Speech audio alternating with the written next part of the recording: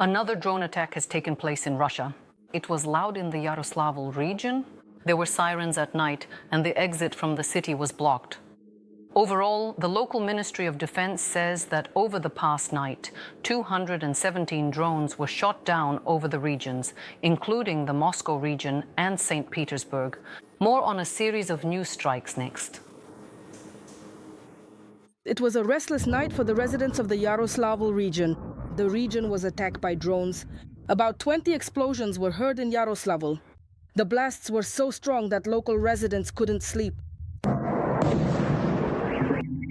No, I just went exactly as I was. At the same time, local teenagers have found a new kind of extreme entertainment, watching drones explode through open windows. Thanks, I'm fine. So basically, we're just sitting here, you know, right over there. Basically, that's the air defense over there. Due to the danger, traffic leaving the city toward Moscow was blocked. Meanwhile, the Telegram channel Astra analyzed photos and videos and reports that the most likely target of the nighttime attack was the Slavneft Yanos oil refinery, which has previously been attacked multiple times by Ukrainian drones. As usual, the official authorities have not reported whether any enterprises were hit.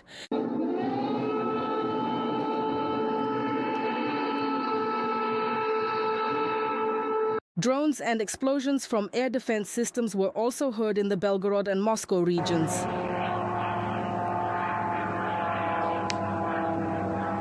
Meanwhile, the day before, an eternal flame from burning petroleum products ignited in the Samara region. The Syzran oil refinery was hit there.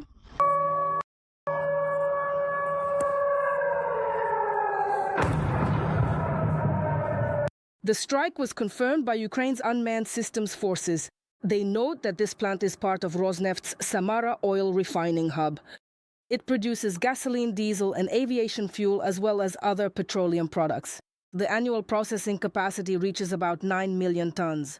Therefore, striking such a refinery is another step toward consistently reducing the enemy's ability to supply its military with the necessary fuel, and the Kremlin with money to wage war.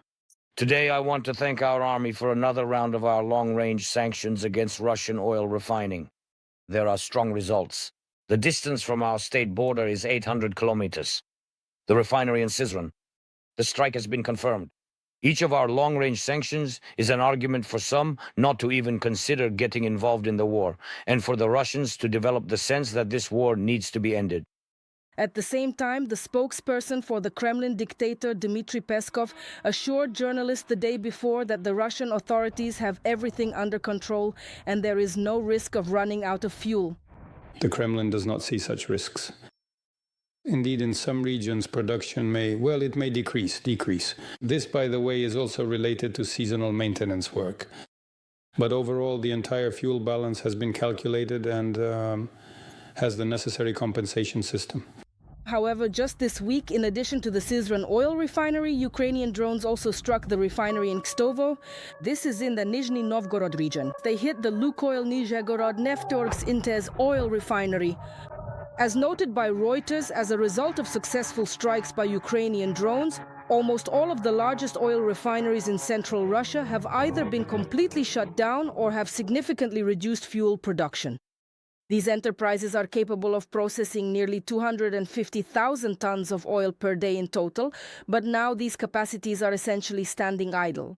Let me remind you, Moscow has already imposed a ban on gasoline exports until the end of July.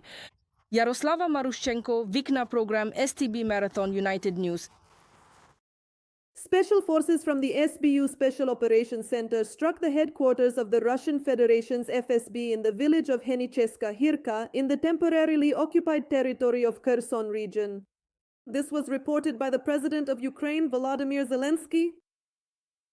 The headquarters of Russian FSB personnel was hit and a Panzer S-1 air defense system was destroyed on our temporarily occupied territory. Thanks to this single operation alone, Russian losses amounted to about 100 occupiers killed and wounded. Zelensky also published a video showing several drones simultaneously striking buildings. As the Ukrainian leader emphasized, Russians must feel that they need to bring this war of theirs to an end. Ukrainian sanctions of medium and long range will continue to operate. Earlier, the president of Ukraine, Volodymyr Zelensky, instructed the defense forces of Ukraine and special services to prepare a response to the massive Russian attack, after which drones soon attacked Moscow and the Moscow region. The president of Ukraine confirmed that the strike on the capital of the aggressor country, Russia, was carried out by Ukrainian drones. Zelensky emphasized that the war unleashed by Russia is gradually returning to what is called the native harbor of the Russian Federation. Meanwhile, on May 20th, the commander of the Unmanned Systems Forces, Robert Brody, reported a strike by Ukrainian defenders on a training center for enemy drones in the temporarily occupied territory of Donetsk region. The destruction of 65 cadets and the head of the PPK Burii Center, a doctor of sciences at the Academy of Rocket and Artillery Sciences, has been confirmed. The number of wounded is being clarified. The military official specified that ammunition is detonating in the basement premises.